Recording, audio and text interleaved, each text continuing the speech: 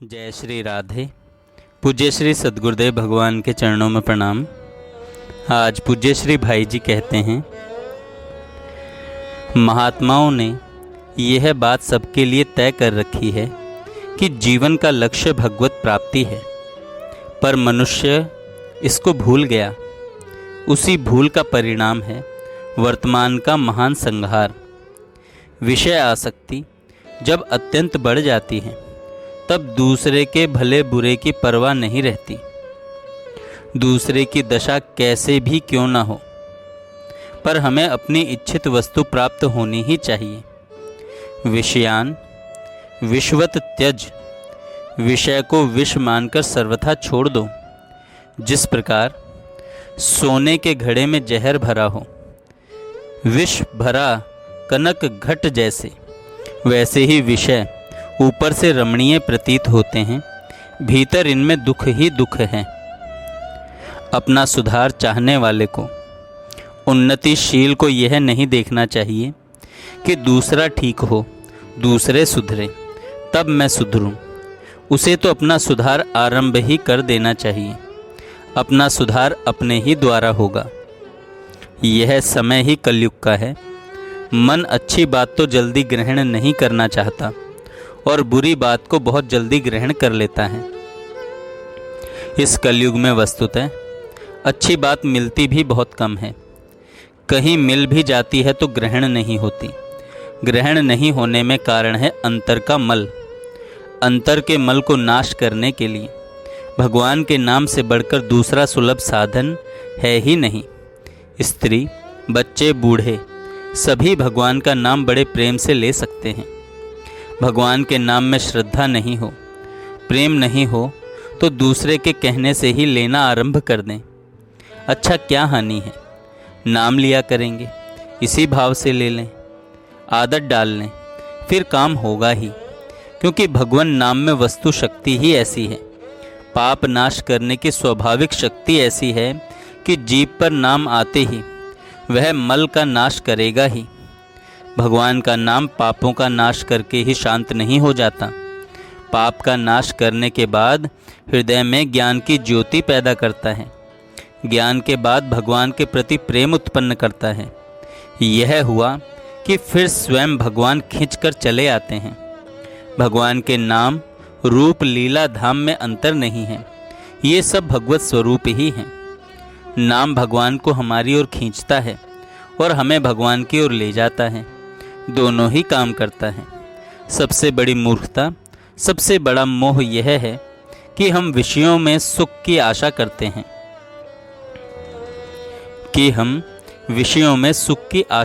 हैं। इस मूर्खता, इस मोह को मिटाने के लिए भी भगवान का नाम ही लेना चाहिए। तुलसीदास हरि नाम सुधा तजी, सठ हठी पियत विषय विष मांगी। यही दशा हो रही है। भगवान ने कहा है, जितने भी इंद्रियों के द्वारा प्राप्त होने वाले भोग हैं, सब के सब दुख की उत्पत्ति करने वाले और अनित्य हैं। बुद्धिमान पुरुष उनमें कभी प्रीति नहीं करता। यह त्रिकाल सत्य है।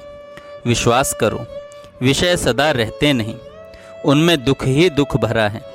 भगवान ने संसार को दुखालय बताया है। विश्वास करो कि भगवान से विरहित संसार सर्वथा सब ओर से दुखमय है। इसमें पड़े रहकर सुख चाहना तो वैसा ही है कि पड़े रहकर आग में और चाहे शीतलता। जब विषयों में सुख की आशा का मोह भंग होता है तभी वैराग्य उत्पन्न होता है और फिर सच्चा सुख मिलता है। जहाँ भोगों के प्रति प्रेम है वहाँ भगवत प्रेम नहीं है। जहाँ काम तहाँ राम नहीं। जब भगवत प्रेम जागृत होता है तब मालूम पड़ता है, ओह मेरी इतनी बड़ी मूर्खता थी। भ्रम से मैं वहाँ उन विषयों में सुख ढूंढता था जहाँ सुख का लेश भी नहीं है।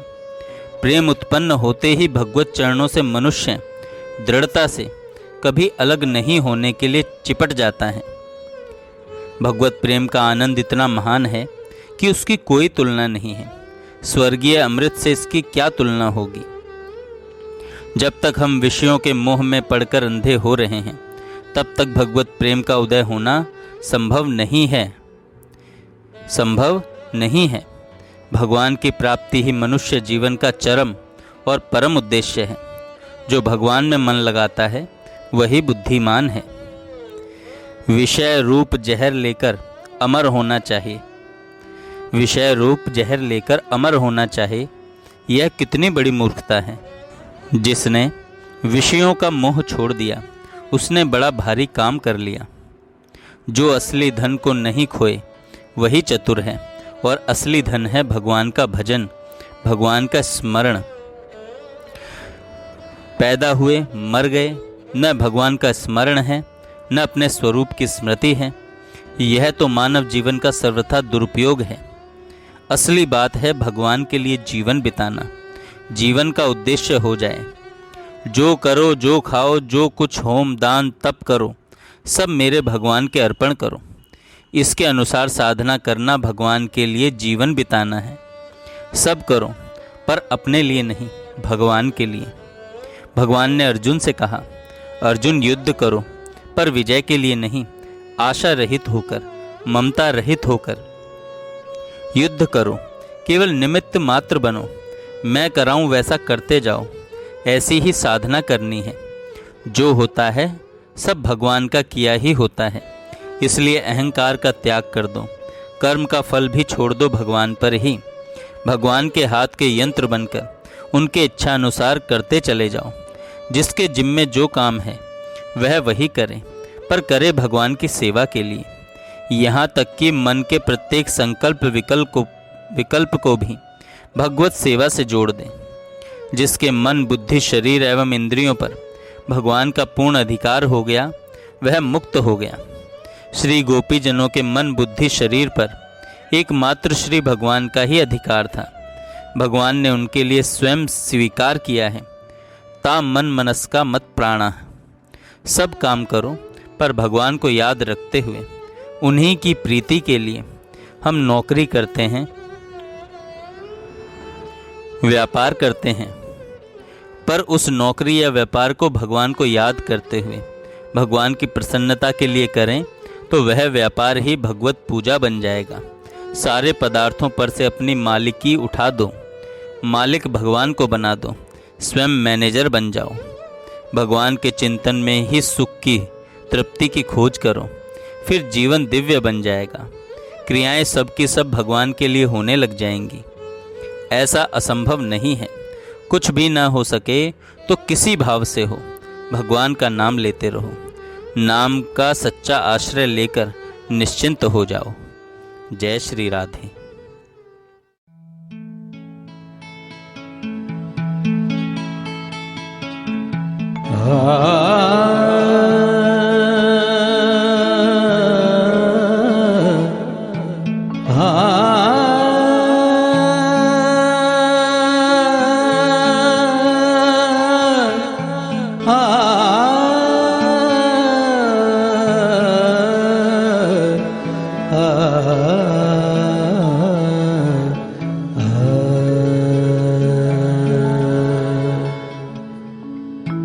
मेरा मुझ में कुछ नहीं, और जो कुछ है वो तेरा। तेरा तुझको सौंपते क्या जाता है मेरा, क्या जाता है मेरा।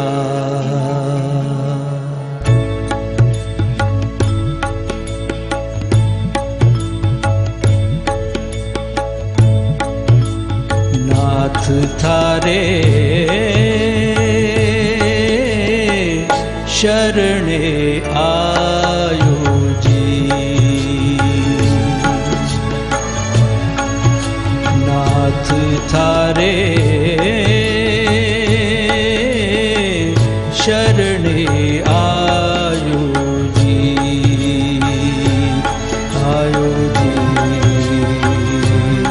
आयो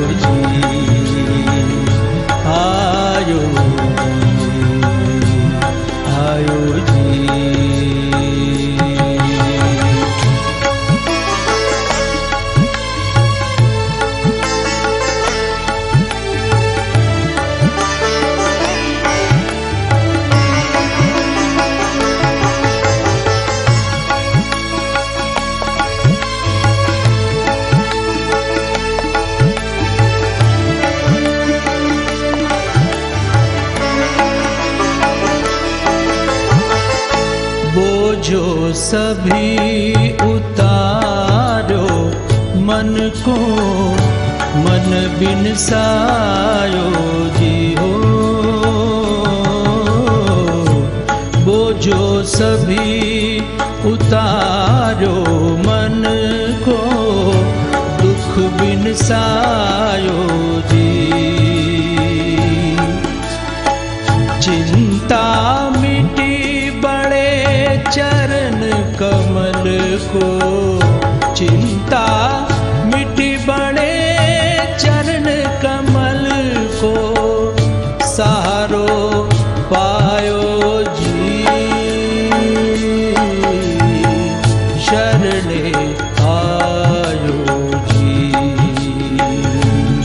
आयो जी, आयो जी, आयो जी, आयो जी।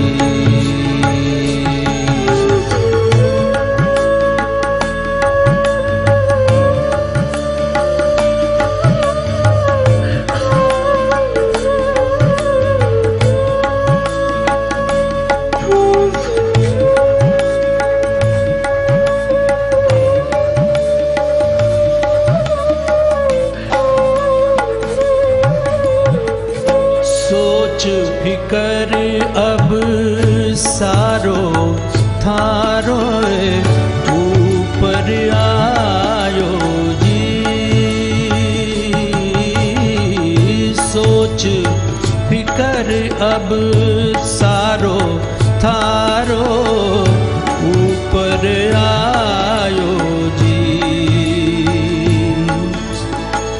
मैं तो अब निश्चित हुओ, मैं तो अब निश्चित हुओ, अंतर हर खायो जी। शरणे आयो जी, नाथ थारे शरणे आयो जी, आयो जी, आयो जी, आयो जी, आयो जी।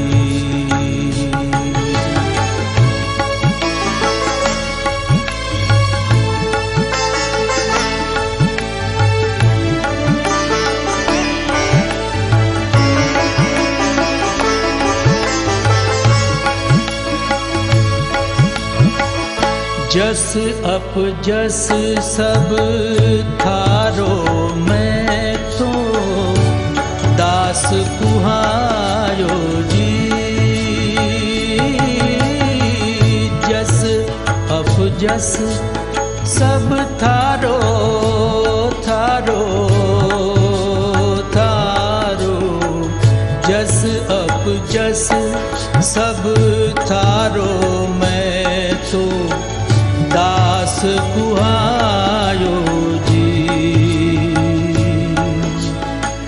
मन भमरो थारे चरण कमल में, मन भमरो थारे चरण कमल में, जा लिपटायो जी।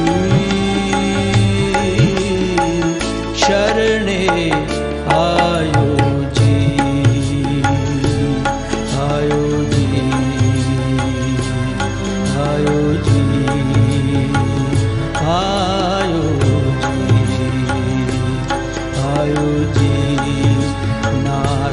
थारे शरणे आयो जी, नाथ थारे शरणे आयो जी, आयो जी, आयो जी, आयो जी, आयो जी।